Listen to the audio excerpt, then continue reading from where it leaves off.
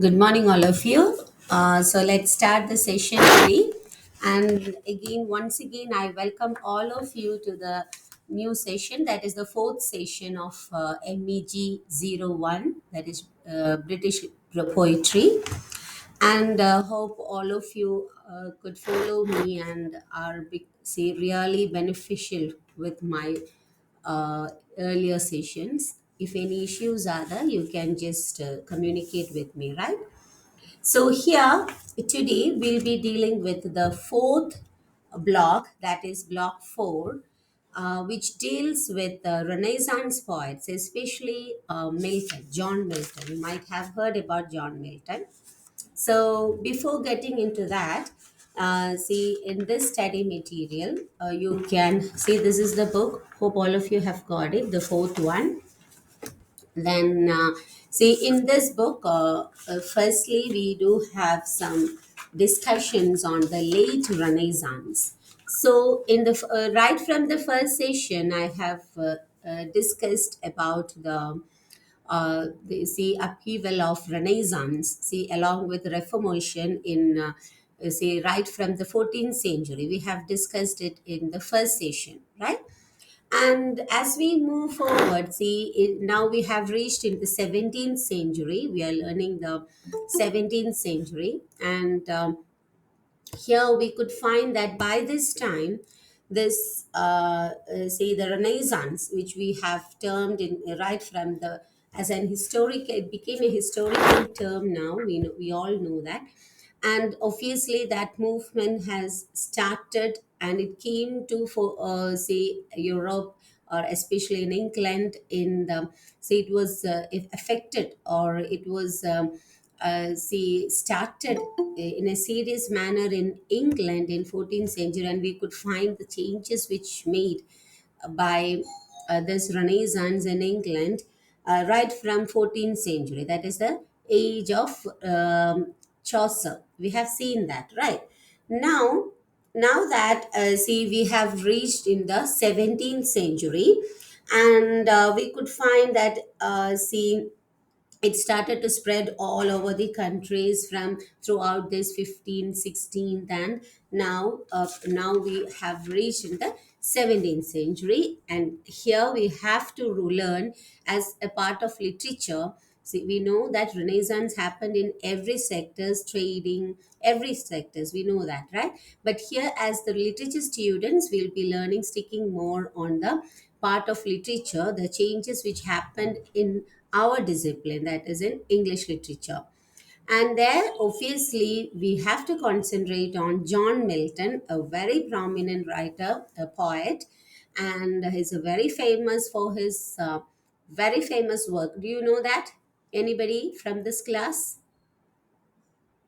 John Milton's very famous. Yeah, very good. Paradise Lost. And another one is that Paradise Regained.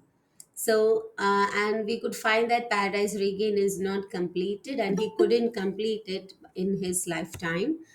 And even the Paradise Lost was, he started to write that in his late phase of his life. And he is a poet who has written a great number of poems and many other, like see, we have got a lot of other works of John Milton. We'll go through that. Say in our later session, later part of the session. Before that, let us discuss something about the background of that particular era, right? So here, as I told you, we could find that in this era, there is it is been referred as the last. See, John Milton is been referred as the last greatest Renaissance poet, right? John Milton is often referred as the last greatest great Renaissance poet. It's very important, right? And he see during this year in page number 10 we can find, all of you can take page number 10. There you can find very important points which obviously you have to make a note of it. because whenever you write about this 17th century, these points should be there in your essay. Which are they? First one is the classical learning. Then about, see, obviously the first one you should write is about the Renaissance and its last phase of the great poet, that by which the by the great poet John Milton, this movement is finishing, right? Then we could find that then you have to write about classical learning, which was a very important feature of this era. Then again about the Reformation, we know it started in the 14th century, and we have seen the influence of John Wycliffe. And obviously, we know that it was a reformation of religion where actually Christianity was reformed, and as a part of, and it was obviously an attack, a series of attack against the Roman Catholic Church, as it was found that many of the church, the institution was really greatly institutionalized, and a great exploitations were going on by the from the part of this church. And this was recognized by the people, or the learned people of that particular era. And there starts this counter attack over this particular movement. And movement means this practice which was followed by the church people. And this movement is seriously known as Reformation. And you should know the people, that is John Wycliffe, who has translated Bible into English, and people started to learn religion in its real sense.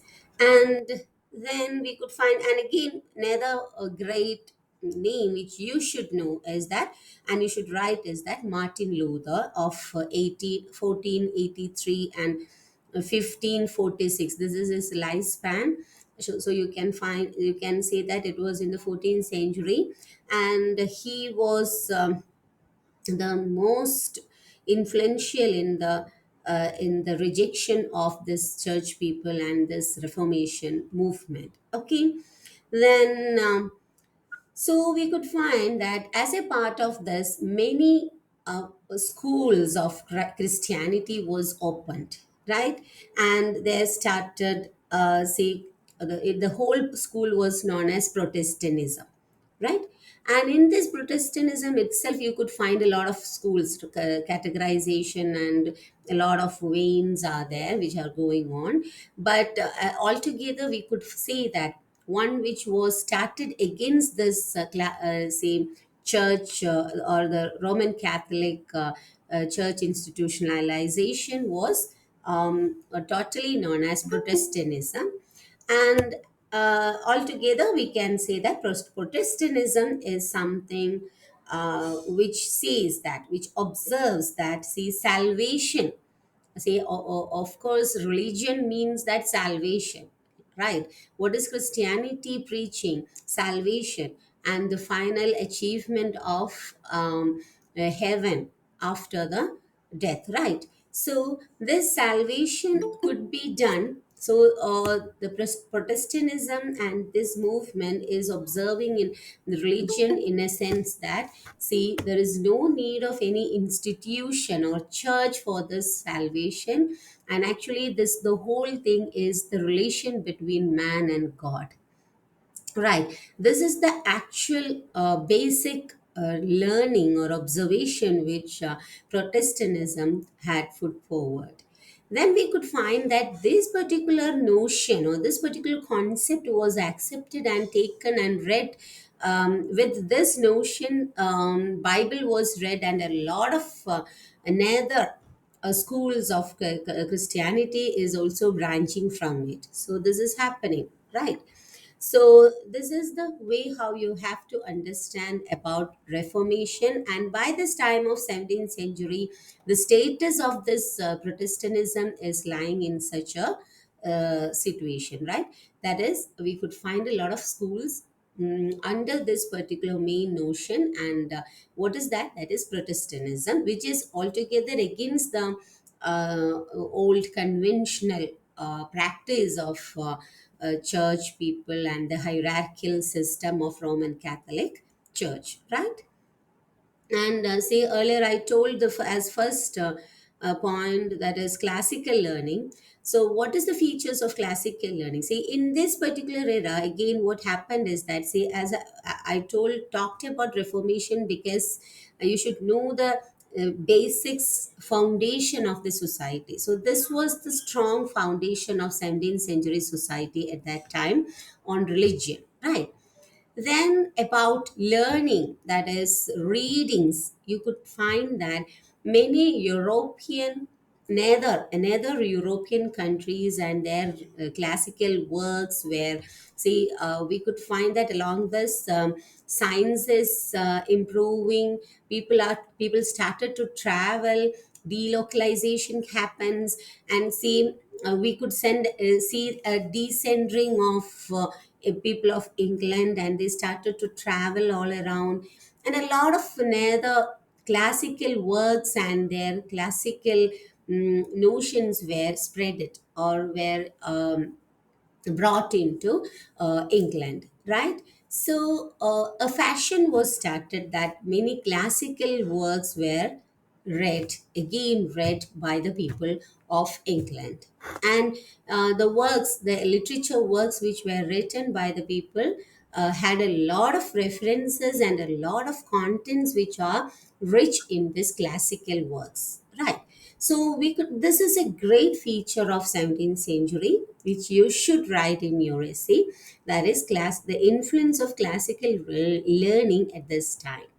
So this may be, say, we could find that this is a great influence of Renaissance actually, because trading, everything is happening, and people are see traveling all around, and so we could find that see exposure is happening, and people are accessed to many other learnings, and it has been brought back home to England, right?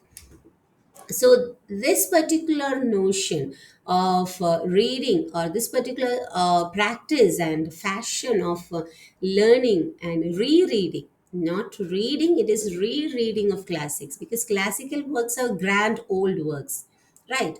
Which are classical works, that is, those are the works which are being accepted, and see, it was considered as the best pieces by the people, or by the learned or educated category once.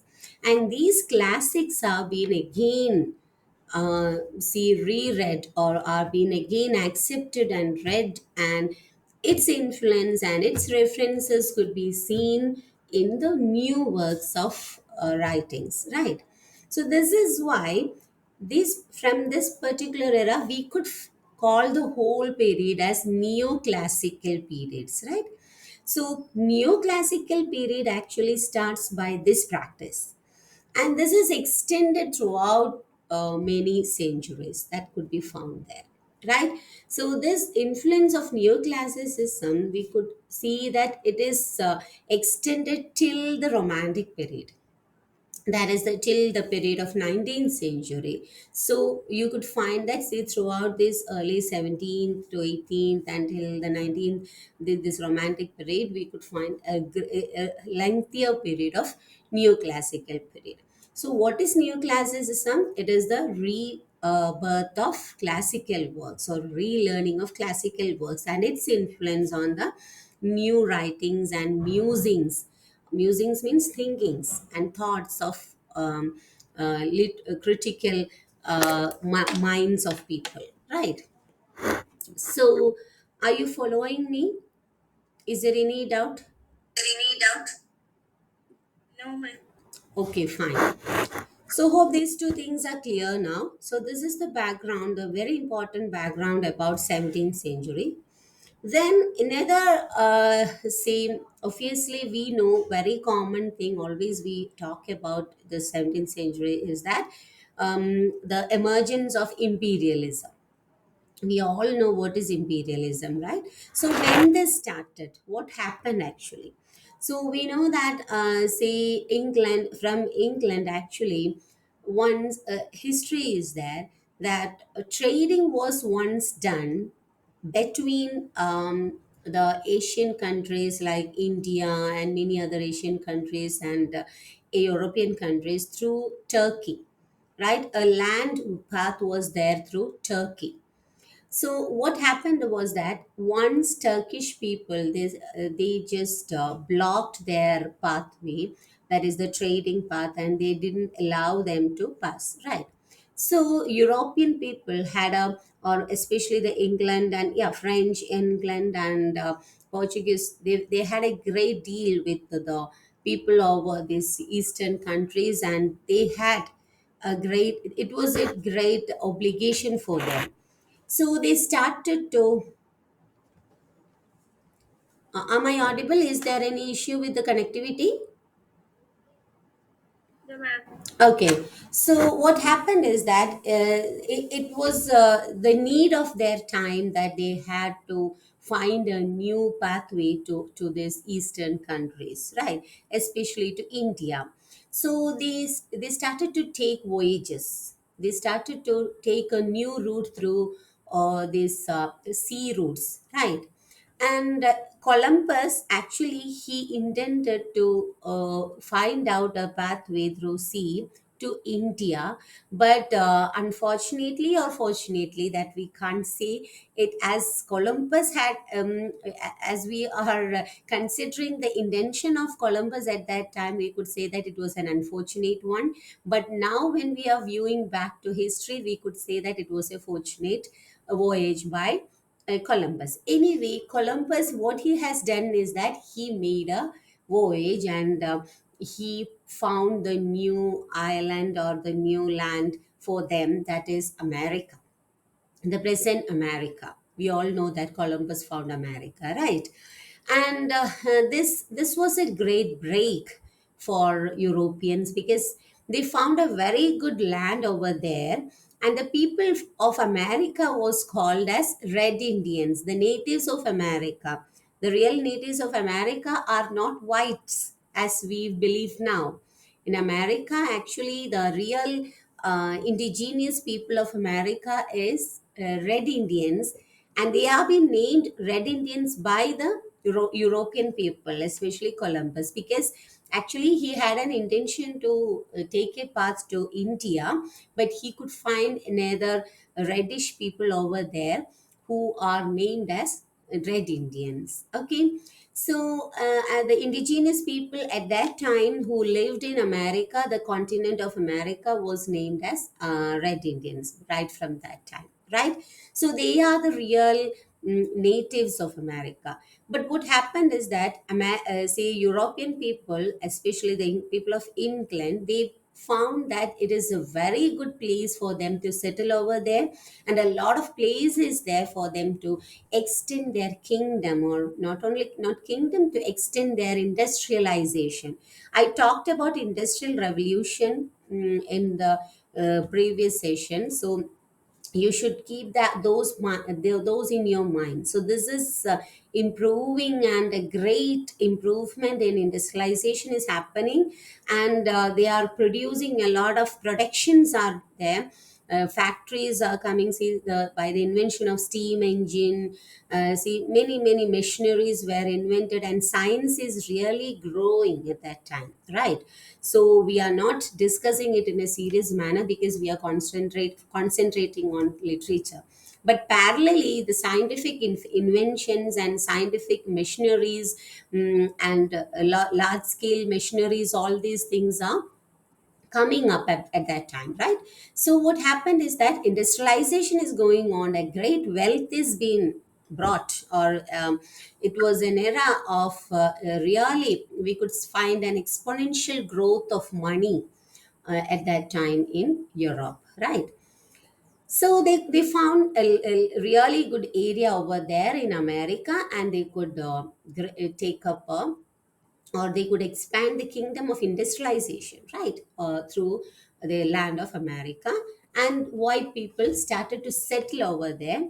And this was a great the first step through which they found that say such imperialistic movement or such colonization can enhance their wealth and enhance their say their agenda of making more and more wealth through the industrialization. And again, they found a lot of resources, new resources by which new and new productions, new and new things could be produced, and new and new industries could be made, right? So new and new resources were found by this colonization, and their say finding new areas. As I talked once about West Indies, West Indies was rich in sugar cane, and they started sugar factory over there by making the indigenous people their slaves. So why they are making indigenous people their slaves? Because out of that, it's a great say idea, it was a big idea, that is they could make say no need of giving any wages for the people who are working in industries. So free of course they are getting workers to work in factories and industries, and they made this indigenous people or the natives of those countries where they are making colonies as workers, and they were not paid.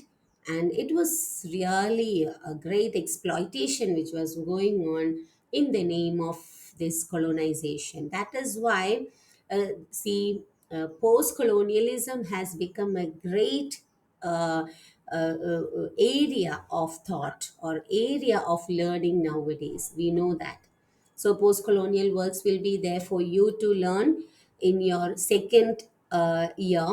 The whole literature is being named as new literatures, which comes from that particular um, area of literature, right?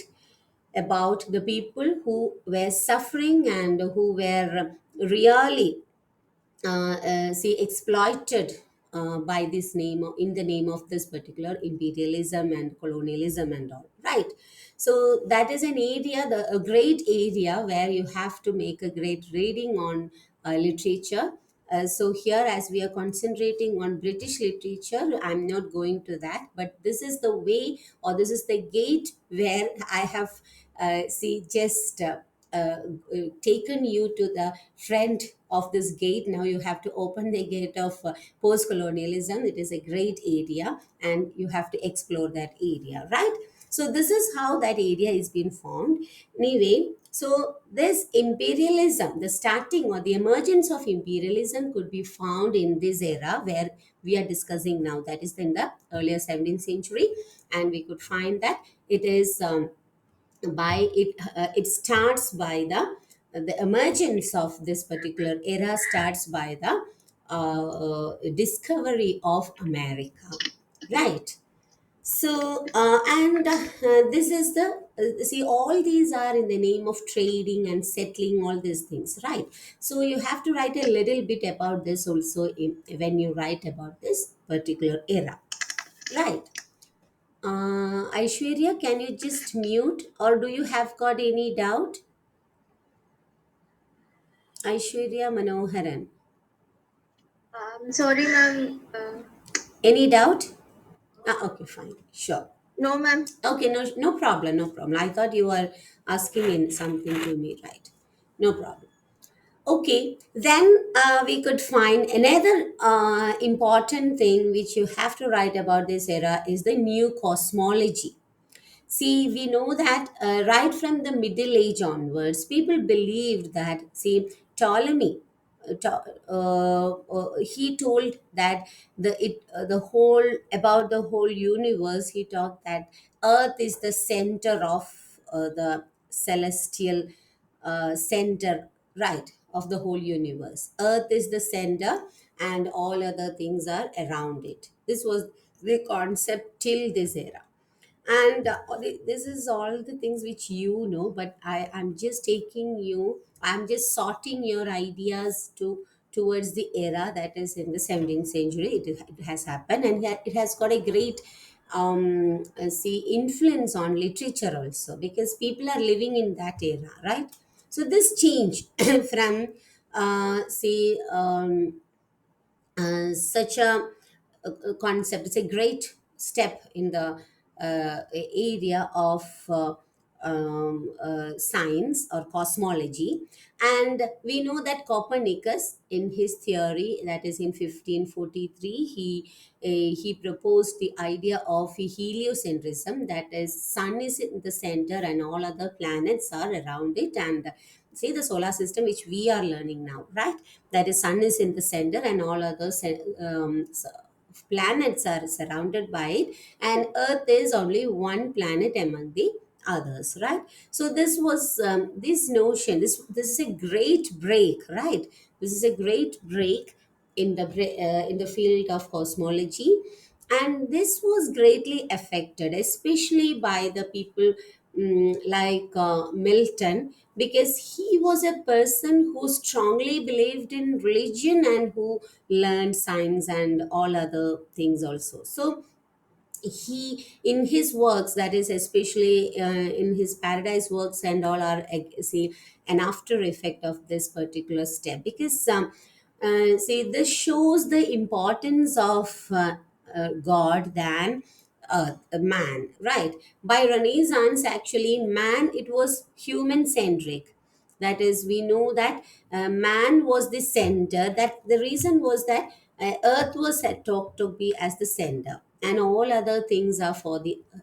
But as it has been recognized that the sun is the center and earth is just one among the other planets, there comes the importance of, or the really the see, decentering of man, right? Or the decent, or making that man is one among all other planets, or the earth where man is living is just one among all other many things. So it is not man which is everything, but it is, see, in another supernatural power is controlling every the whole thing. So here comes a shaping of religion there, and it comes to the see the many unanswered questions of religion, especially Christianity, could be answered through this step, right? So it was a celebration in the period,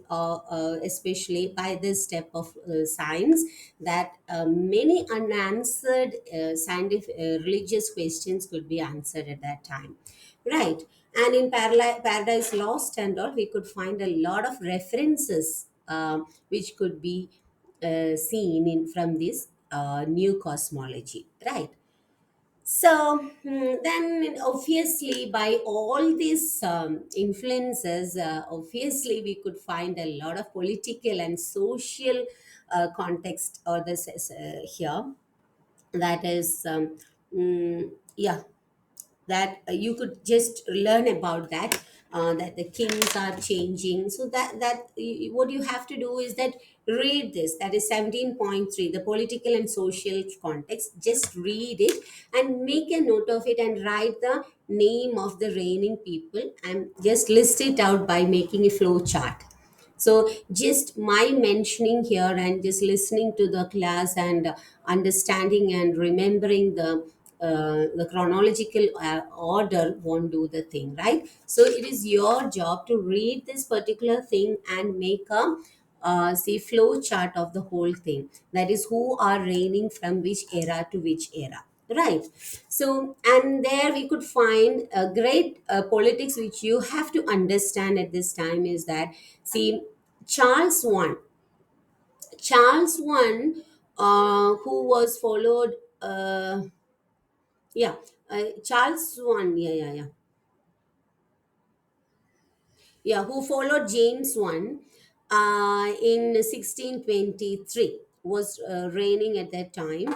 And a lot of theaters were there, and a lot of things, that is, we know that say Elizabeth one was reigning in the 16th century.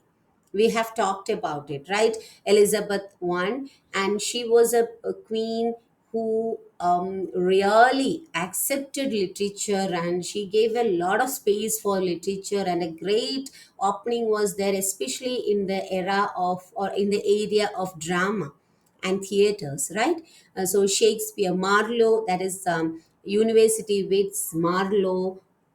University wits means Marlowe is the center of university wits, and many of his uh, university friends, they together made a group, and theaters were opened, and it was really an opening of drama. So as we are discussing poetry, I'm not going much to that, but you should know about it. And Shakespeare came after that. We could find that after the period of Marlowe, then started the great celebration era of Shakespeare and his dramas. This is happening in the 16th century, that is in Elizabethan age. And we know that Shakespeare's theatre, Globe, all these things were really a great celebration of the era, or in the literature, it is a center of attraction, right? And a lot of works were brought out by these genius people. And now we have passed that era, right? അത് നിങ്ങൾ മനസ്സിലാക്കണം. We have passed that era, and now we have reached into the 17th century. And what happened is that Queen Elizabeth, she died. Queen Elizabeth died, and after that, we could find that a person from that is a royal family, that is from Scotland, the Scottish king James IV came into this. James, right? And his era is called as Jacobean era. Then we could find that after that, a lot of problems were there in that era, and after that, you have to read, as I told you, right? Then here we are discussing after this James, so we could find Charles is coming, and at the era of Charles, what happened is that. Oliver Cromwell, I talked about him once. That is Oliver Cromwell from the House of Commons. He made a parliamentary reigning at that time, and in the history of England, it is in the first time that a parliamentary reigning started. Right? It is in that era. Is been marked as the starting up of parliamentary system in England, that is from the by the 1641 civil war. Actu- okay, in 1641 a great civil war was there between the royalist and the other forces, or the alliance of or leaders of House of Commons. So the royalists were there from in one side, and House of Commons were there on the other side.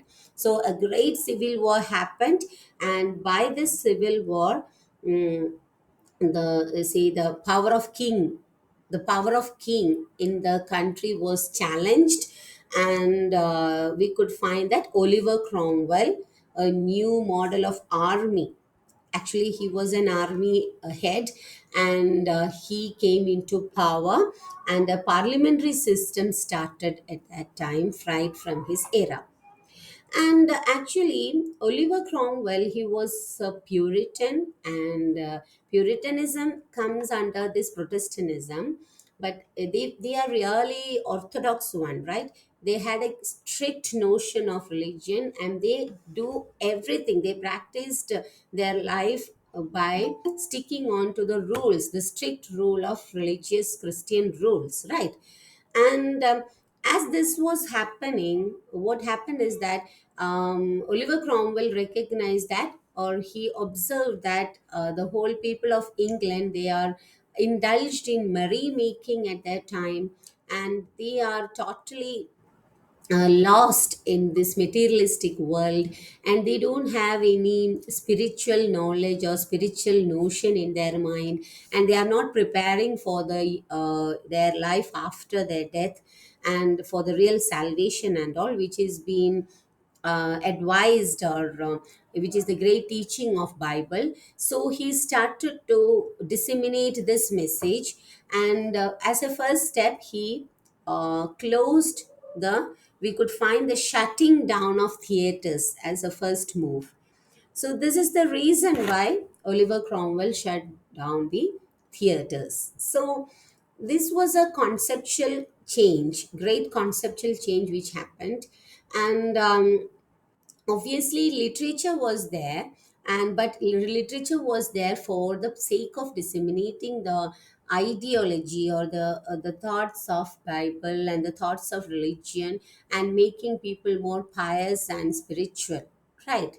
So this change from the 16th century to the 17th century is a great step, or it's a great we could find that a great shift of literature could be seen here, right? So till then we could find that is the Elizabethan era was a celebration of literature, completely by, especially in the theater, the dramas were there, and people were indulged in drama. Obviously this was a fact, because they were, a lot of people are needed for making the drama happen, because no technology was there, and the dramas were staged after a long period of hard work and preparations and all, right? So, and practices, preparations, and a lot of the things, and the costumes, making of costumes, all these things took a lot of time. So people were, obviously it is quite natural that people were indulged in such activities, and they were totally cut off from the studies, or the teachings, or the notion, the real concept of spirituality, right?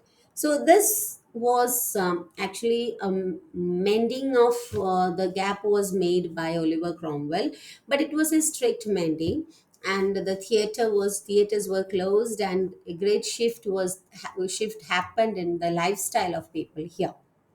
Okay, so this is the era, Oliver Cromwell, where, so in this shift, Milton was a person who lived in this shift.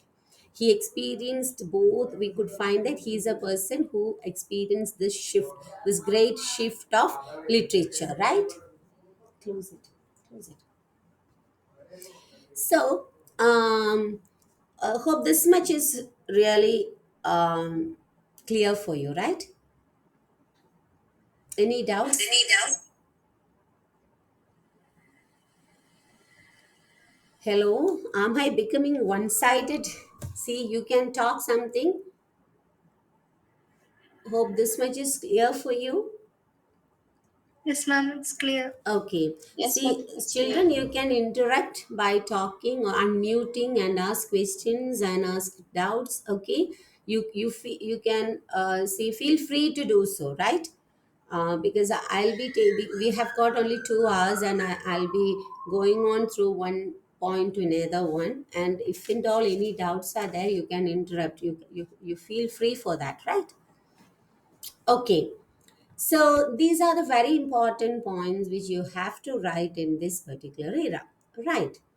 Then, yeah, literary and cultural influences on poetry. That's very important thing. You see, even questions have been asked in this era, say in this area. So all of you should make a see, yeah. So all of you should make a note on this. That is, yeah, in literate. It is in the page number 613. Sorry, 13, 1 3 13, right? And there you could find that the theaters, the closing of theater, and the Puritans' attacks on it. And say in Jacobean period, we could find that the theaters were really flourished, the flourished time of theaters. And by the this change from this to the Puritan age, we could find great change in this fashion of literature. Then again, new the scientific influence has also been written there, which happened in this era. That is Francis Bacon, his studies on science and his essays on, and his thoughts on society, all these things are very relevant. Then many scientific discoveries, especially the Copernicus and Galileo's discoveries, may paved a way to the another area of lifestyle, or the another area of thoughts by science, right? And this was greatly influenced in the area of literature also. Then And also so in Milton's famous work, which we have already named, that is Paradise Lost, we could find that he is justifying the ways of God to man. Right, that is Paradise Lost. He's justifying, that is how God is was to man, and why man lost paradise, and what was the reason behind it, and all are really explained through this great epic work, that is yeah, Paradise Lost. Okay, and in this we could find a lot of scientific glimpses over there. While you're learning, you can know that, recognize that, right?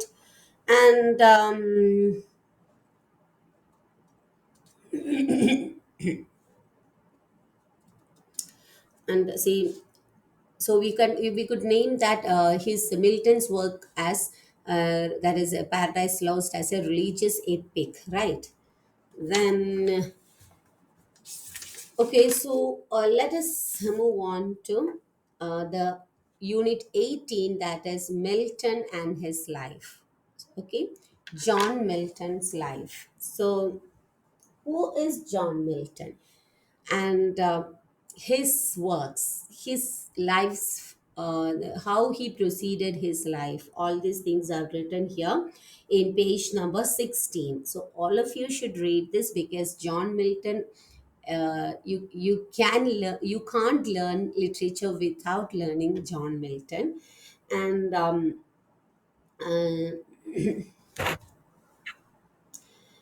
we could find that actually John Milton was a person who was strictly following the notions of RC, that is Roman Catholic notions, and he refused the Protestant school ones, and he maintained a lifestyle uh, towards by refusing it. Then he really he sticked on to the notion of Protestants, and but he never believed that the whole school, many branches of school could be seen in Protestants, as I talked earlier. And he refused to follow a single Protestant group. And then his lifelong commitment towards his new learning of Protestantism is could be seen in his works, right? So this is very important point. Then let us see his right from his childhood and university life. It is given here about John Milton. Okay, and we could find that he is a student of Cambridge, right? And he learned in Cambridge in his earlier scholastic days, and he was really a very good student over there. But he was a very introvert one, right? And right from his very young age, he wrote poems. He loved to write poems. And and we could find there are a lot of small poems of uh, John Milton, which he has written in his earlier stage, right? His first poem in English is being written here. One second, let me charge my.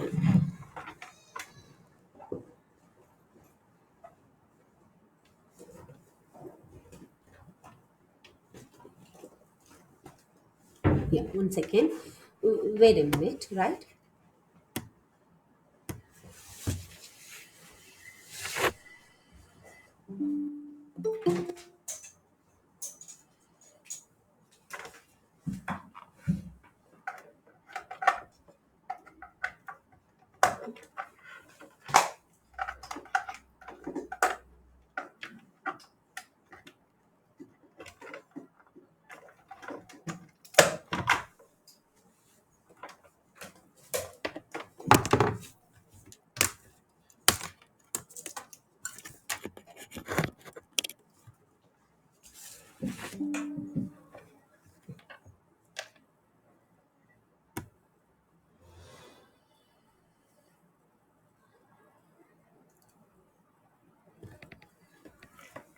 Yeah, I'm back. Yeah. So we were talking about John Milton, and in his his earlier time, right? He was a student of Cambridge, and he wrote a lot of poems from there. And he wrote poems on Christianity, especially religious poems. And his first poem is on the morning of Christ's nativity. Okay, please note it down. His first poem in English is on the morning of Christ nativity. It is written there in 17th page number 17. And after that, he has written a lot of many poems could be seen. And see, El Allegro and El Penseroso is another very important poem. Then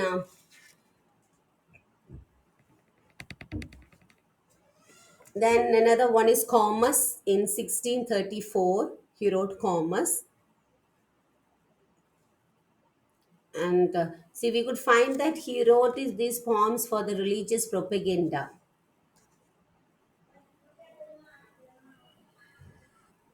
What? I didn't get you. Is his first poem Shakespeare? Who was that? I love. Ma'am, is his first poem is on Shakespeare? No, it is on Christ, on the morning of Christ's nativity, right? It's a religious poem. Is that clear, Jamshi?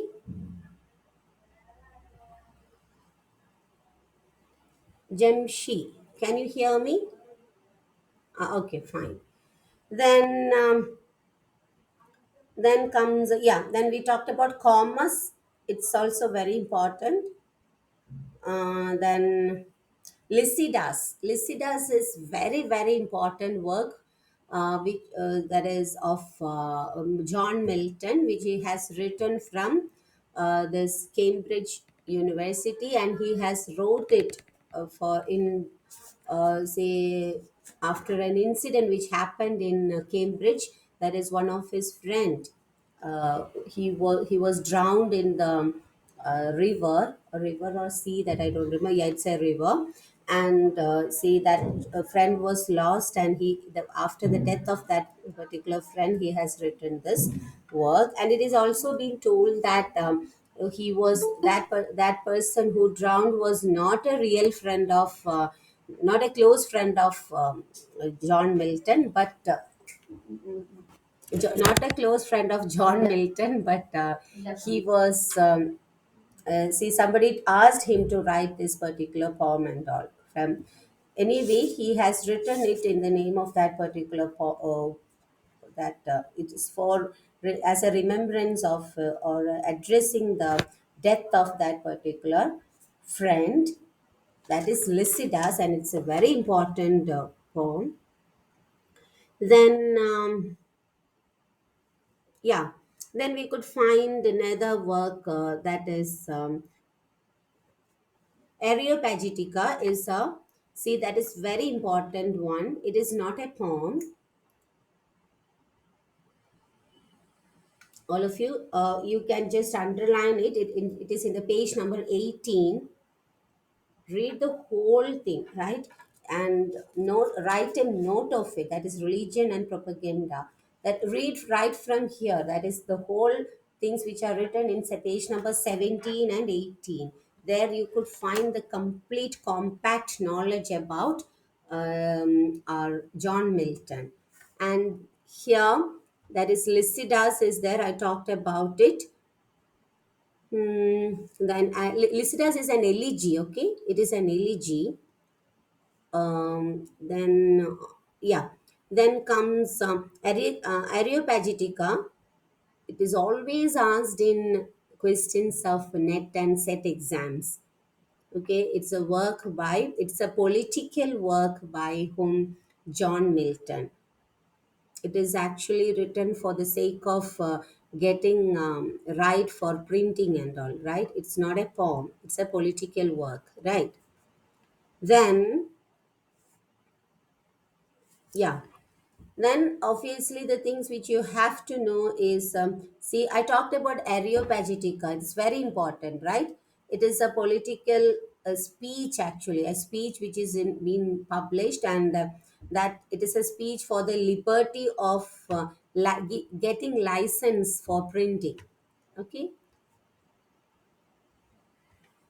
so note it down. Yeah, it's very important work. Hope you have got it. Then comes our Paradise Lost, and again after that, after writing Paradise Lost, he again attempted to write Paradise Regained.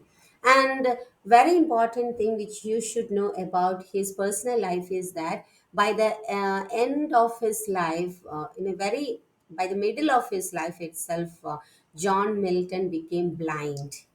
Okay, he wrote this Paradise Lost as a blind, and it is many of his friends and his daughters and all who helped in how to write this particular very great poem, that is Paradise Lost, and after that Paradise Regained and all. And his practice was that he mused in night, in the whole night he mused about, that is his thinkings, musings were done on this poem were done in the night, and in the very morning he will just recite the poem, and it is being noted down by the another people. This is the style of writing of John Milton, because for him night and day were equal. He was a total blind by that time, right? Then yeah, and we could find that in his, it is in 1660 this restoration period happened. So once I talked about restoration, right? So after this, so the period of Milton is really greater one, it is a lengthier one. So after Oliver Cromwell's this uh, period, then we could find that again Charles, the son of Charles I, that is Charles II, he was sent to, at the time of the Civil War, the people, royal people, they sent this child, that is Charles II, to France, and he was brought up there, right? And after, as he became, say, sufficiently aged, he was brought back. And by this time, Oliver Cromwell died, and his son was reigning, and his son was not at all powerful. And people were totally fed up with the strict notions of Puritanism by this time. And so it was very easy for Charles II to take up his reigning. And we could find that the power of royal party over England was restored by this time, right?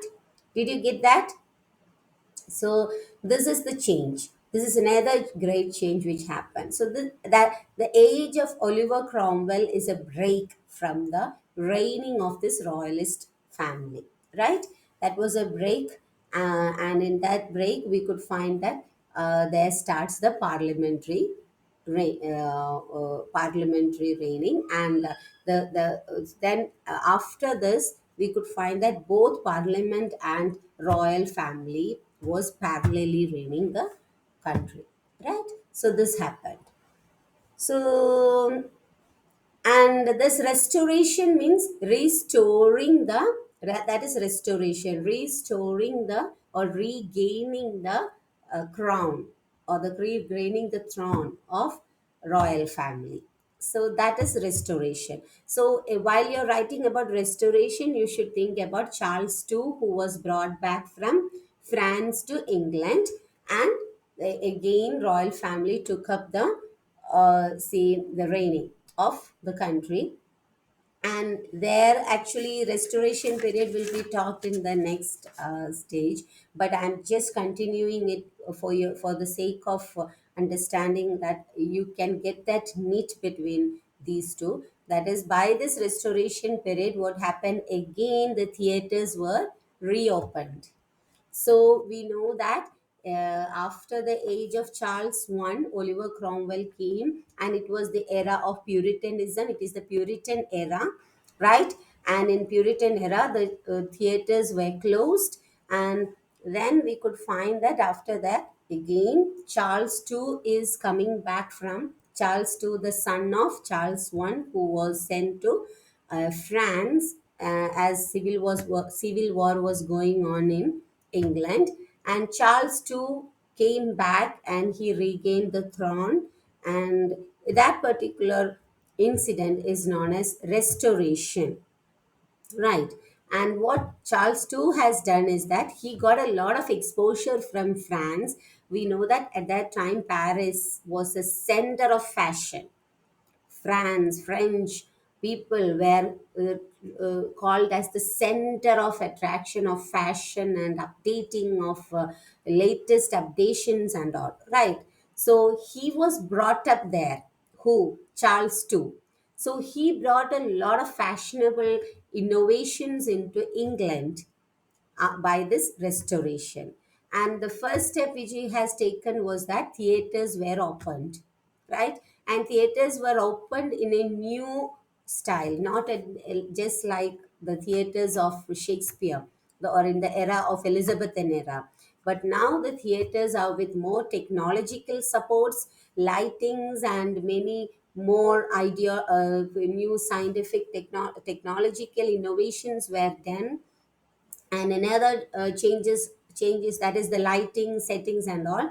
Another changes that women were allowed to take part or to act in the dramas, right? Because till that time, till in the era of or in the age of Shakespeare and all, or in the Elizabethan age, the women characters were played by men itself. They changed their outlook, and they were dressed like women, and they took the characters, right? But in this restoration period, we could find that the real women itself started to act in these dramas. Right. So that is a break there. So these changes you should know about the continuity or the continual changes which happen throughout, right from this Elizabethan age till this Restoration age, and it was a shifting happened there, especially in the political, social, and literary uh, outlook of the society. Right. Hope it's clear for you. Okay. And yeah, so the monarchs they started to reign in the Restoration period. So John Milton's Paradise Lost was written in the Restoration period, right? Paradise Lost and Paradise Regained was written in this particular time.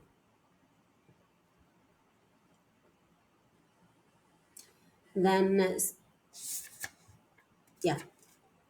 Okay, and then we could find then here in page number 19 a very good essay is there about the appraisal of Milton's poetic career. So here we could find that how Milton is considered as in the world of literature or in the world of poets. Milton was considered as the most important and influential poet, right, in English literature.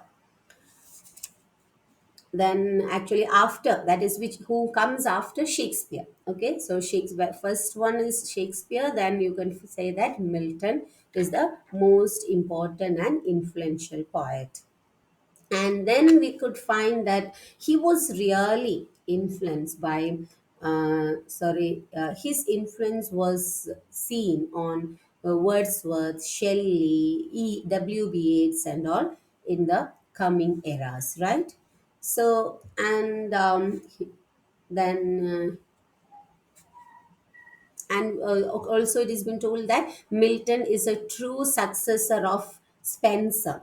Many of the Spencerian styles could be seen in Milton, John Milton, right? And then we can find a lot of references from classical works. You shouldn't leave that points. So classical works could be seen in his poetic career. So these are the peculiar features of his poetic career, right? He is considered as the most important and influential poet among the world in the world of poetry. after William Shakespeare. Say Shakespeare, we know he has written a lot of sonnets, but he is not been named as a poet. He is named as a dramatist or a playwright.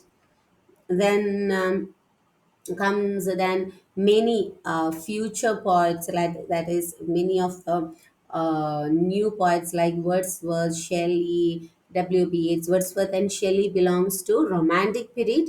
W.B. Yeats belongs to the 20th century poets. Anyway, all these people, all these future poets of that is Milton were influenced on Milton, and a lot of styles were taken from Milton's in their poems, right?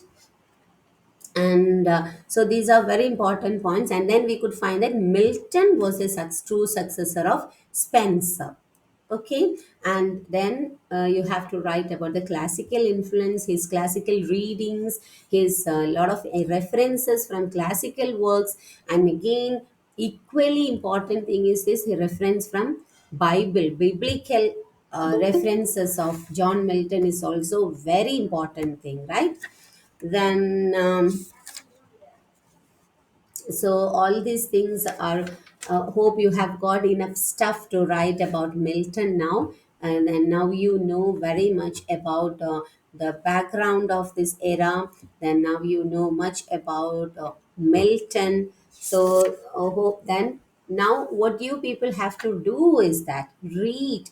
See, this book is very important. You may find that this is a thin book, but it's really thick in its content, right? So, all of you should make notes on this, and this will help you a lot for your further competitive exams in literature, because many questions have been asked from this area, right? Especially from John Milton is an area which can never be ignored by the people who are making question papers, right? So, this area is very important. Okay, so all of you should read it and make note on this, right? Then now we are moving on to his works, right? It starts from unit 19, that is page number 22. Okay, so here, as I told you, many of his earlier works are given to learn. And here, see, it's very beautiful arrangements which are being done by Igno University. That is, you will get a knit over there. That is, it is being designed in a chronological order. You can find some earlier works, then his further works, and then we moves to the later very important things like I say always stocked things, right? And his sonnets and all. So first, let us see which are his earlier works. It is there in page number 23. And yeah, as I mentioned,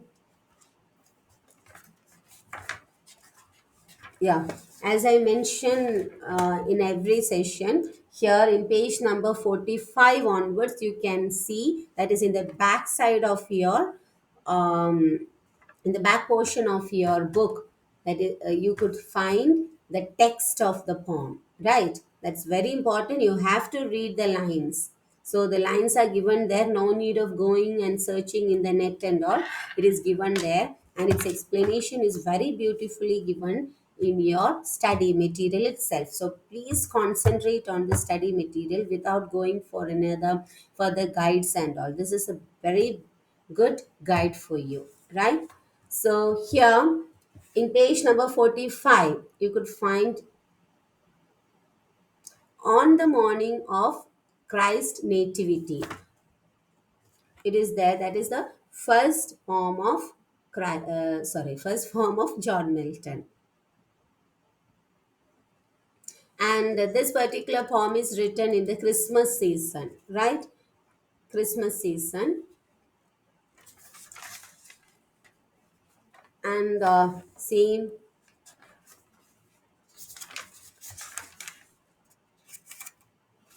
then yeah, it is in page 20, right?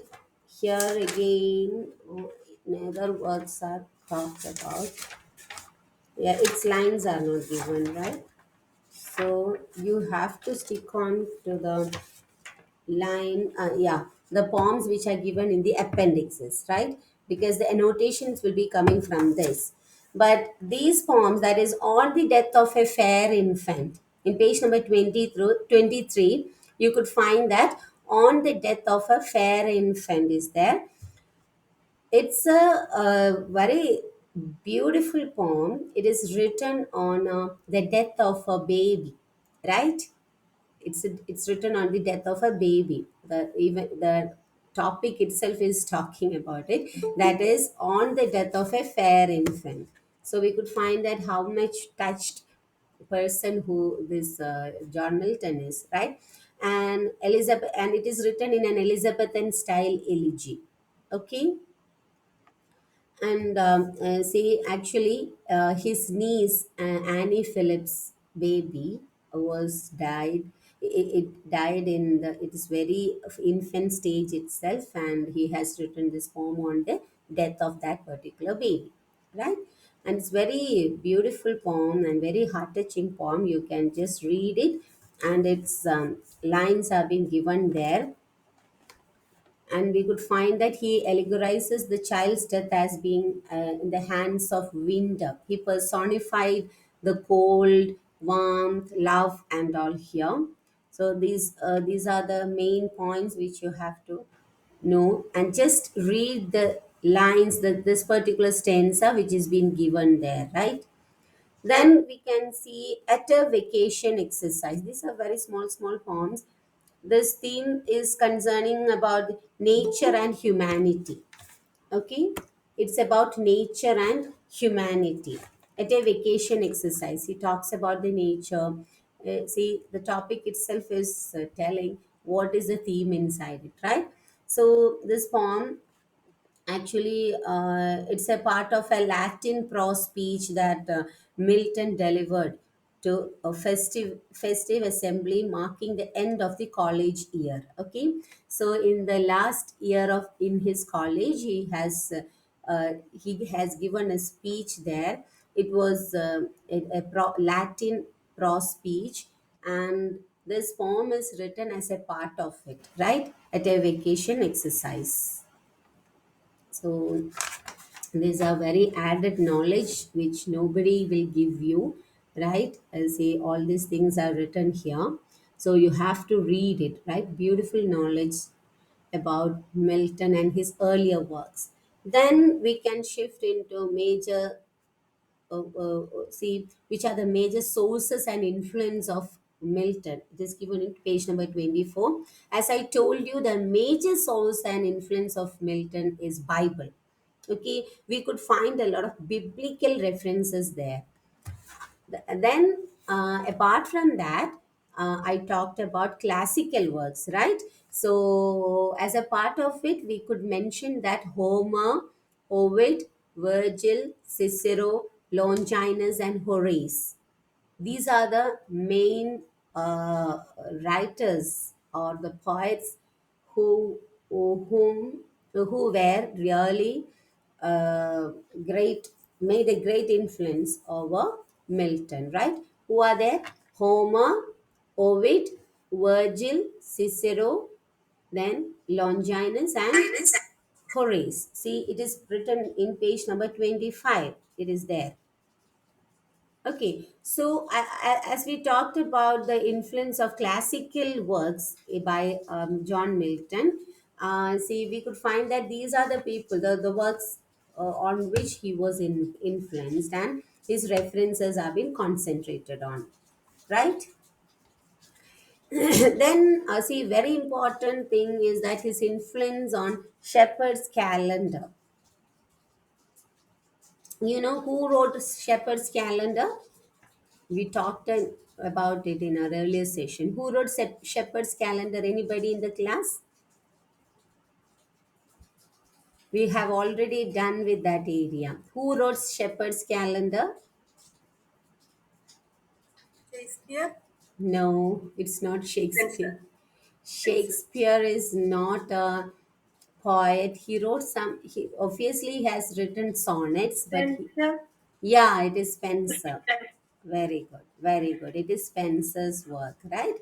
And we could find that Milton had a, you see, a lot of say references could be seen from that particular work of Spencer in Milton's work. Okay, so these are the influences and major sources of John Milton. Then, yeah, and here we could find that there are many revolutionary works and all. If needed, you can just read and mention it. That's all. Then Milton's prose is there, prose which he has written. That is not very much needed actually. So you can just bunk it, okay? But you have to mention about Areopagitica. Areopagitica is a speech. Okay, never forget about it. See, always it is been asked in the competitive exams. Areopagitica is a speech given, delivered by whom? John Milton. Okay, and it is for the liberty for printing. Okay, so you can that much knowledge will do for attending such questions, right? So then just note it down. So this is, so we have done with that unit. Then we come to on the morning of Christ nativity and Lycidas. These are the two very important poems which you have to go through each and every lines and learn it, right? And I told you that On the Morning of Christ's Nativity is the first poem written by John Milton, and Lycidas is the poem which he has written from his Cambridge University. And yeah, it is. See here in page number 30, you can find the notes on the morning of Christ's Nativity. And yeah, and here it has been told that the first four stanzas introduces of this poem, that is on the morning on Christ's nativity. We could put that, we could find that the first four stanzas talks about the whole topic of the poem. In that first four stanza talks about the birth of Christ. Okay, the birth of Christ, and never forget that this poem is written in a Christmas season, right? And he talks about the birth of Christ in the first four stanzas. Okay. Mm, and we could find that it's a celebrative mood. It is written in a celebrative mood and in a song. Even you can sing it. And yeah, then you can just go through the poem, right? Just read the poem over there. Then comes Lycidas. Lycidas, as I told you, this poem has appeared in 1638. It's very important, right? It is important than the first poem of Milton. Okay, Lycidas is more important because most of the questions from, see, as I told you, net and set, you can find about one question, at least one question will be there on Lycidas, and one question from that about this sorry, what is that? Areopagitica, and see, then some questions from Paradise Lost. These are the main. Then see, then about his mask will be the commas and all. El Pencil Rosso. These two are El Allegro and In Pencil Rosso. It is his twin poems, right? These are the main knowledge which you should have, the general knowledge which you should have about John Milton. So Lycidas, as I have told you, it is written in the 1638 collection of elegies by John Milton, right? And that collection is named as Gesta Edordo King Naufrago. Okay, Gesta Edordo King Naufrago. As I told you, he has written this as an elegy on the death of his friend, or you could find that one of his friend who died from Cambridge University, and his name is Edward King. So always King is been mentioned, and the king is not the king at that time. It is the friend Edward King, right? Don't get confused with this. Edward King was his name. Whose name that is then the person who died in that era, that is from Cambridge University. He was drowned in a shipwreck. Okay, he was drowned in a shipwreck in the, not in river, okay, it is in the sea itself. Okay, and Milton has written on that particular incident here. Actually, here it's not on the incident, it is on that particular person who died. He has written it. Okay, and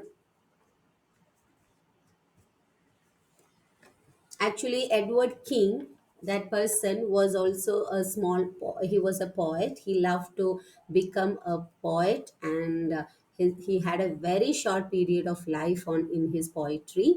And so Milton is actually looking at that particular aspect of that say Edward King. That is, we have lost a wonderful poet in his young age itself. This is the main theme. Okay, so now you can, I think it's very easy to catch up the poem, read the poem, and read the explanations which are given here in page number 32. So you can really understand what all the things written in that poem. Okay, then comes El Allegro and Il Penseroso. El Allegro and Il Penseroso are twin poets. Okay, which are the twin poets of Milton? So El Allegro and Il Penseroso. Okay, and see these poems. El Allegro is a poem which address melancholy. Okay, and Il Penseroso is a poem which address happiness or mirth.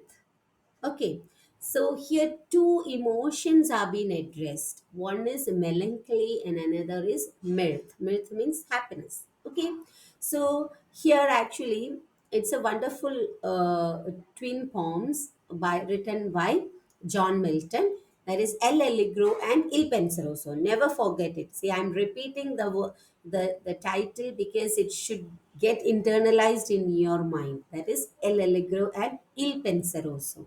Okay, and you should learn it. Okay, so El Allegro, it addresses, that poem addresses melancholy. Okay, and Il Penseroso, the poem, that is the twin poem of that, addresses mirth. So these two poems are written together, and these two poems are counterparts because these two poems are talking about or addressing the two counterparts of emotions, right? So that is why it has been called as the twin poems. Okay,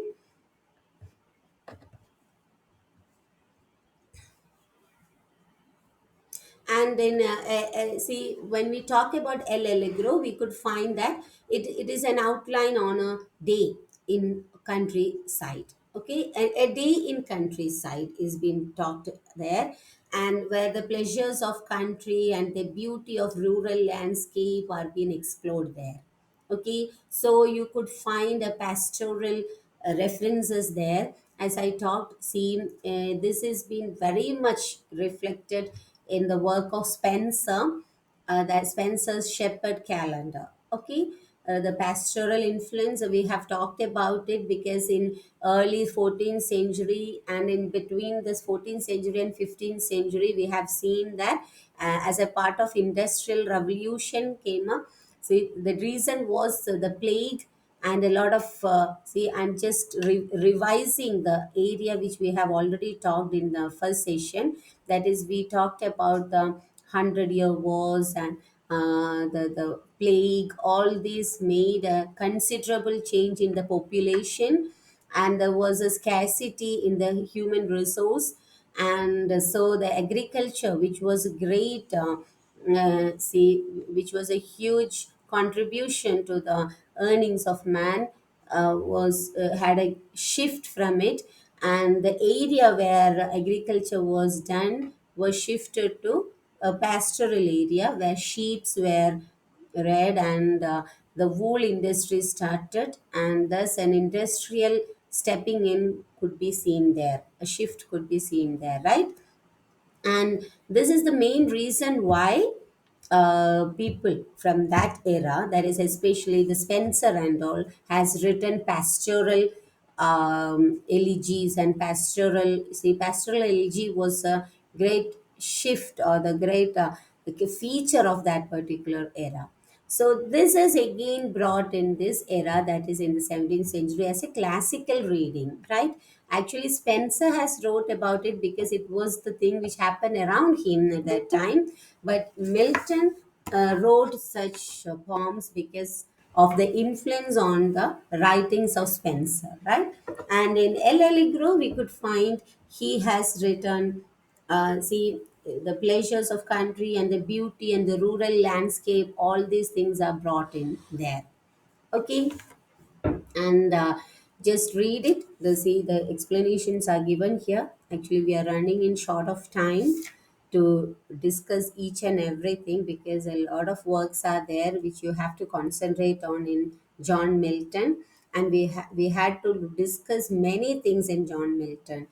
So then Il Penseroso, as I already mentioned, it is all about it is addressing mirth, the passion or the emotion of mirth is being expressed there, or it is being addressed by John Milton, right? Then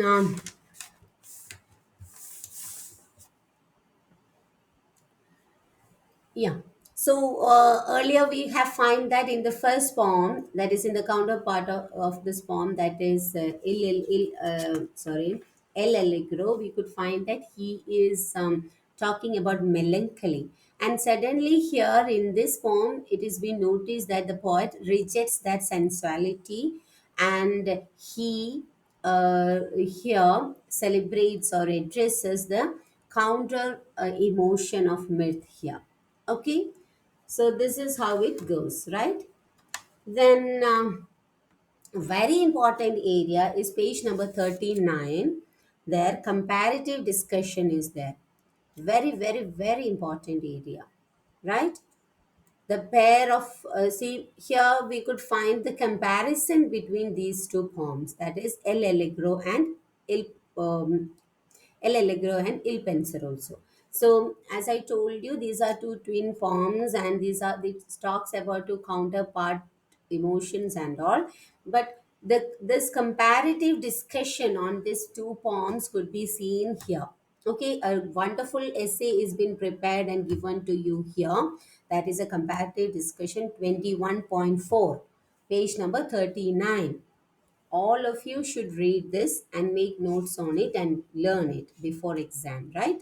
Very important area.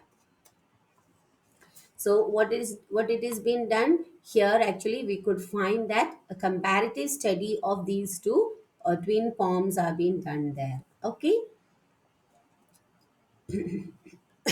so as I told you, these are two oppositions. That is mirth and melancholy are two opposition. So here, see, we can just read that the pair of poems we have examined could represent one or all of the series of tensions and oppositions, right? Oppositions are being talked about between day and night, between mirth and melancholy, between opposing courses to follow sensuality and study in the pursuit of transcendence and union with God. Okay, so here what you have to see is that, or yet Milton's own personal struggle between the classical and Christian tradition. So why he has written these two counterparts, melancholy and mirth? See, this is I talked about from right from the earlier part of the session. I'm talking about a complicated age, that is the 17th era, especially the lifespan of John Milton is really a complicated one. He has undergone a lot of shifts in his life. He has undergone a lot of counterpart thoughts in his life, and he has see experienced a lot of counterparts in his life. We know that. See the shift from uh, we can see that from Roman Catholic to Protestantism, then the Oliver Cromwell comes, and the shift of society, the shift of knowledge, the shift of science, the shift of say shift from normal to classical reading. A lot of shifts could be seen in his life, right? So this is the real that particular expression of his conflict of his life, which he has undergone from shifts, is being expressed through these two shifts of, or these two counterpart forms. Okay, so this very important point which you have to take it in your mind and remember about. And so that's why he has talked about day and night. He's talking about mirth and melancholy.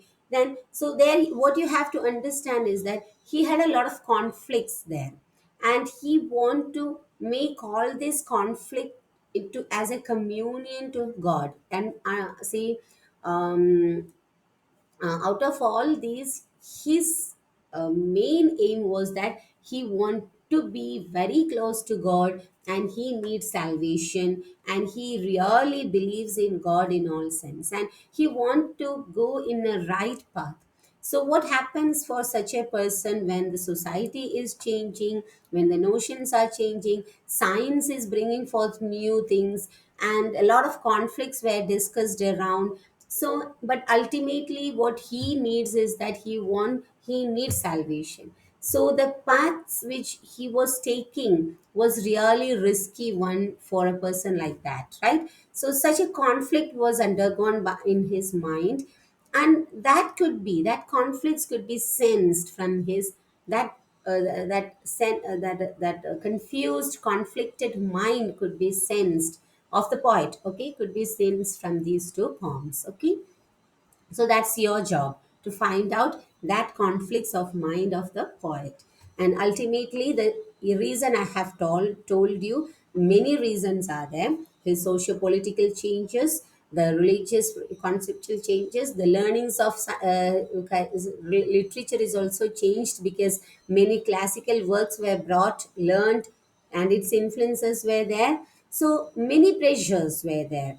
Okay, so yeah, and we could find that a traditional, old, conventional religious style is going on, and a conflicted, attacking Protestant movements are going on, and a Protestants further they are branching and dividing. So, anyway, ultimately we could find that he was a believer in Protestant believer, but he never supported the further divisions or branching of Protestantism.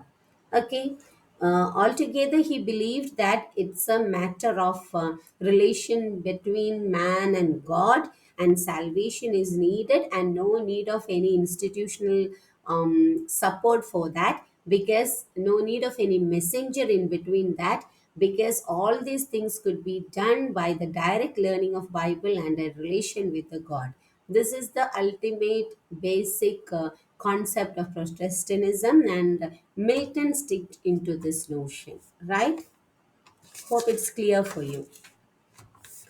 Then we could find some sonnets written by Milton, and here sonnet number 19 and sonnet number 23 are being given for you to learn, right? Children, you may find, as I told you, see, at the first sight we found that this is a very small book, right? But the content is really thick content, because there's a lot to discuss about Milton, and each and everything which has been written here in this book is very important. So this book should be read in a very, as a keen reader, right? So so that it will help you out to become a good literature student, or a good knowledgeable literature student. Okay, yeah. Then sonnets is that is 19 and 23, which have been given here. Yeah, in page number 41 you could find the style. Both sonnets are written in iambic pentameter. We have discussed on it. What is iambic pentameter? Can anybody answer? Come on, we have learned it. Not anybody, all should answer it, because we have taken much time for explaining what is a pentameter, what is iambic, and all, right? See, I think in our earlier session we have taken much time for prosody and we have cleared all your doubts. So come on, answer me. What is an iambic pentameter? 5 feet. Yeah, penta means Pentameter shows that the five pentameter. yeah, five. Yeah, then 5 feet. Very good. And The what about pitch iambic? pattern would be iambic wind pattern. What is the fashion of arrangement of feet there? One Feet. unstressed and one stressed. Very good. Unstressed, stressed, unstressed, stressed. This is the fashion of iambic, right? Then pentameter means 5 meter will be there. Sorry, 5 feet will be there. That is the meter. Very good. Okay. Then, so this is how he has written his. That is a conventional style of writing sonnet, right? Iambic pentameter. So no great changes have been made by Milton. Anyway, he's following the one which is being done by Spencer, right? And yeah, conventional style, and we could find that octave and sestet pattern in his work, and octave and sestet pattern we know, uh, what is that, 8 line and 6 line, that is how 14 lines are happening. Okay, 8 line stanza first, then 6 line stanza. Okay, don't forget it. Okay, so then the rhyming scheme goes on as A B B A. That is the 8 line. Okay, A B B A. Okay, then the 6 line sestet goes like C D E C D E. Okay, it's a slight difference is there in his sonnet. Okay, so and in sonnet 19 he follows C D E C D E. That is how the sestet goes. And in sonnet 23 the sestet goes like C D C D C D. Okay, this is the rhyming style. Did you get that?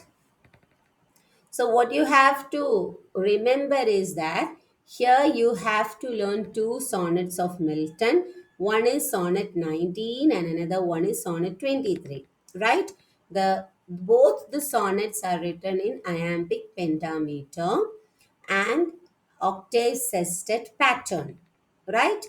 And in the earlier one, that is in sonnet 19, we could find a sestet with rhyming scheme CDE, CDE, CDE, CDE. Okay, then 23, that is CDC, DCD. Okay, so this you have to just remember if possible. If you are writing the annotation, explanation of the annotation, then you have to just mention this in your in your answer. Okay, it will be well and good if you are doing that. Yeah.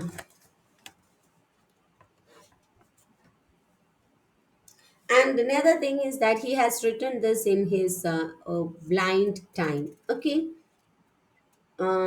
actually here he in this poem, in this sonnets we could find that he was anxious about his age.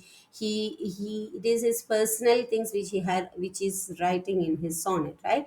So we could find that, as I told you, in by the middle of his age itself, Milton became a old, sorry, blind, and he could sense it that his light is vanishing from his eyes.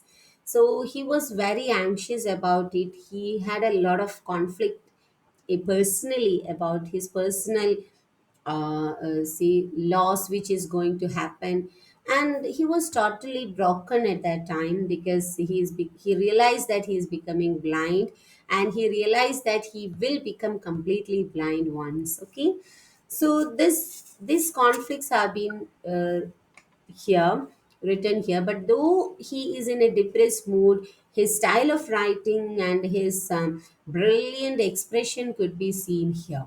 Okay, So the two sonnets are about his that personal conflict or personal depression or personal anxiety on his blindness. Okay, then so that we have done with.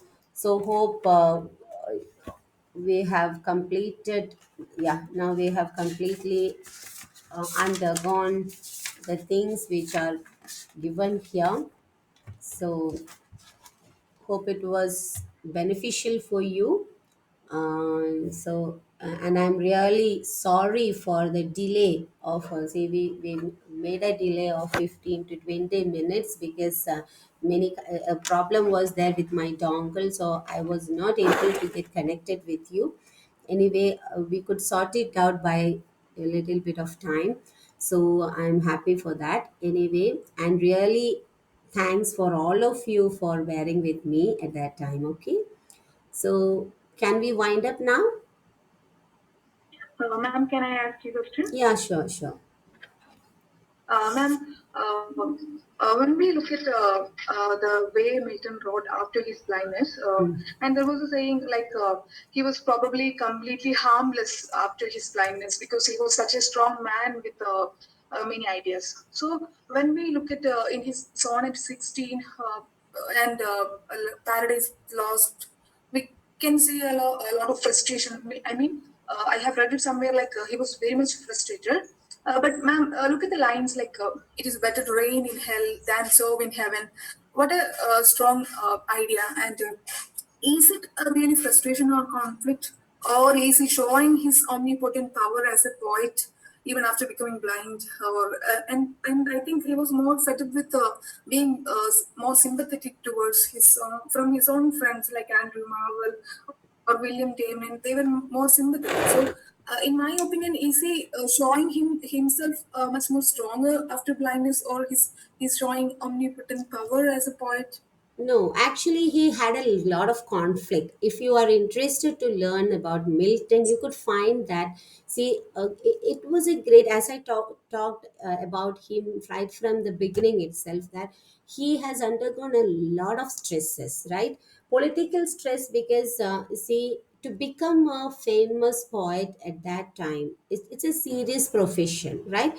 Poetry and poets are considered as a serious profession. Writing poem is considered as a serious profession, and to stick on with one's own ideas and stick on with one's own shifts. See, it is man is behind.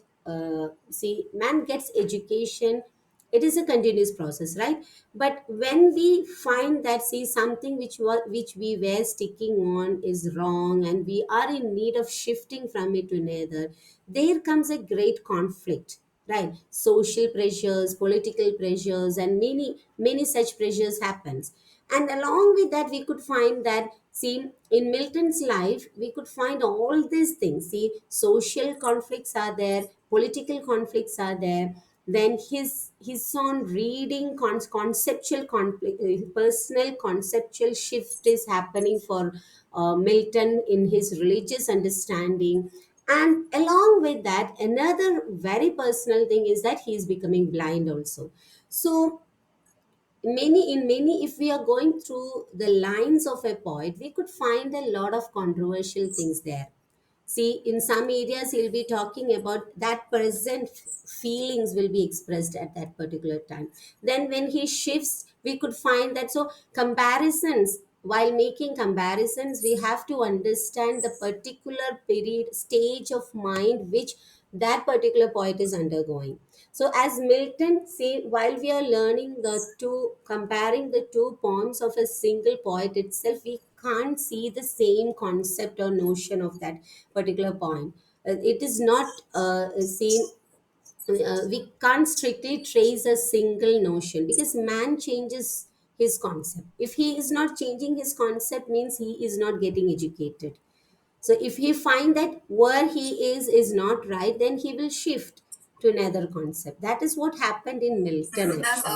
and means I tried this kind of connection because when I read critic Leog's words about Milton, he said Milton is the only living being who exists in his own works. Yeah. So I thought he was trying to say something like the connection between his ideas, or something like that. See, critically, you can talk about anything because you can take it as a see if you have got see that is, these all are research works because see that is why research is living still in literature because we are taking the old works. Actually, in literature, what are the research areas gaps? See, we are taking the secondary readings as sources, and see primarily we are taking a single source and we are learning on it, and we are finding see we are getting into a new concept, a new idea, or a new research gap, or a critical comment, or a critical attack, Ma'am, right? can you please, ma'am, can you please explain, like that line? That line was more controversial to me. Yeah, he It told is that better it to was rain in hell preferably than he to suffer in want to heaven. be But in can a you, hell. Yeah, one second. Prefer, he's telling that he prefers to be hell than in heaven, right? Yeah, that is what yes, I'm ma'am. telling. That doesn't say that he is not a person who needs salvation. See, that is his present mind of stage of mind with that is conflict which he is expressing, that he is totally confused or he is totally broken at that time, right? So he's fed Okay. up to Even get I a, thought, is he changing his yeah. concept No, no, towards no, no, religion no, not to that. an atheist No, or no, something like that? no, no, not that. No, it's not that. It's wrong concept because we have got the whole trajectory of Milton, and he is not moving out of religious concept there, right, Vismaya? That is very important because whenever you Yeah. stick on to such arguments, you will be beaten up with such strong arguments there because we could find that the trajectory is very clear there. See, it shows that Okay. actually the conflict is between which line. See, as I told you, he became a Protestant, and in Protestantism, a lot, that is the clear explanation for it, because in Protestantism itself you could find a lot of branches in Christianity. So a person who is truly behind the path of real truth, he finds it really a lot of roads, untaken roads, right? Roads not taken are in front of him. Yes. So there's a great conflict, Yeah. and he says that I'm fed up going behind this heaven, and I think that it may be preferably good to be in hell because I can't find truth. Did you get that sense? Yeah, okay. Okay. Did you get that sense? Yeah, I got it, ma'am. Yeah, Then, yeah. And it never ma'am, means then that why he is college? preferring Yeah, hell. ma'am. See, once more, let Yeah. me make it clear, Vismaya. If he is an atheist, Okay. he want to be an atheist, he will never take the terms hell and heaven because ultimately he is believing that hell and heaven is there. Did you get Okay. that? Okay. Atheists are Ma'am, not is it believing that there is maybe a it is hell. because, ma'am, Vismaya. is it maybe because he want to say this idea, or he want to reflect the idea towards the community who believe in, who have the faith in hell and heaven? No, Is there see, something actually, like that? many of the things which poets are writing won't be seriously talking to the community. He's just expressing his state. Many a times, poets will express their state of mind there. Some see when you come to dejection out of Coleridge, there you could find that he is in a dejected mood. He has taken opium there, and he's talking about himself. See, there he's not he is not concerned about the society, how the future people will read me when I'm talking openly about taking opium and writing about it and all. He's not at all considered. Yeah, yeah, Are you getting the idea? There are many yeah, yeah. dejected status of poets when they express. See, that is a particular state of mind. A poem. What is a poem? A poem is a reflection of a particular state of mind of a person. So while you're tracing poems of a single person itself, you can find a lot of conflicts and lot of changes and shifts in his own concept because a man is growing. A man will change his Yeah. concepts, right? So that is not true Yeah, to be ma'am. stick on I to a felt single. more confused when I read Collard's words about Paradise Lost, like he pointed out John Milton in every line of Paradise Lost. Yeah, Collard says one like this. yeah, yeah, yeah. Okay. Okay, fine. I think it Yeah, is ma'am. much It's time great. with you now. Yeah, So ma'am. I'm in recording actually. Okay. So my recording, if it is becoming big, I can't send it to the people. Okay. The authorities. Okay. So hope if you have got further any doubts, you can just clear it in another way. Okay. Hope all others are okay with the class, and Visma is also okay. But any other doubts are there? Or is it okay to wind it up? Children, can you please respond? Okay, ma'am. Uh, Okay, okay, ma'am. fine.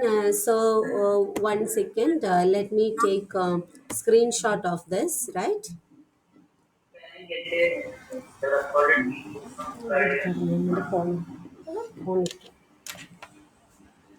One second. Please wait.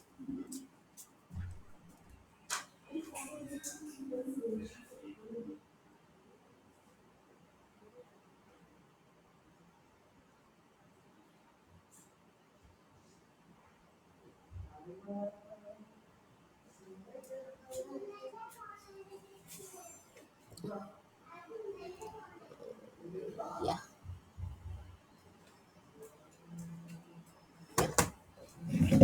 So thank you, my dear children. Let us wind up here, okay? And we'll meet in the next week, right? Thank you. Thank you, ma'am. Thank you, ma'am. Thank you.